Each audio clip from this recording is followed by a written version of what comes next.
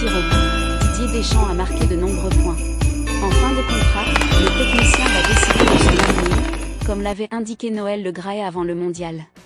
Reste à savoir si Deschamps est toujours motivé à l'idée de continuer et quelles seront les modalités d'un futur contrat, alors que le sélectionneur souhaite un contrat longue durée. Sans doute jusqu'à la Coupe du Monde 2026.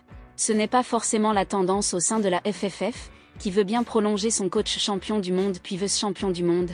Mais avec des objectifs bien définis 2 ans dans un premier temps. En tout cas, malgré les rumeurs autour d'une arrivée de Zinedine Zidane, Deschamps peut compter sur le soutien de certains champions du monde 98.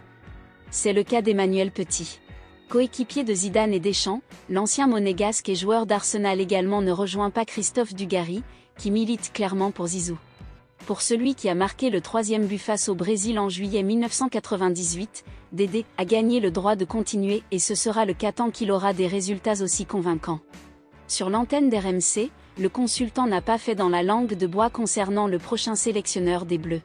Selon lui, Didier Deschamps doit rester à la tête de l'équipe de France.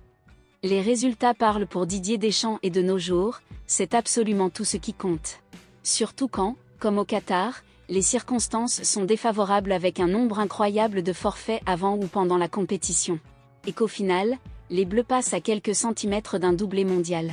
En dehors de la brouille avec Karim Benzema, où le staff français n'a probablement pas été très limpide dans cette histoire, la France est désormais respectée et crainte pour son vivier.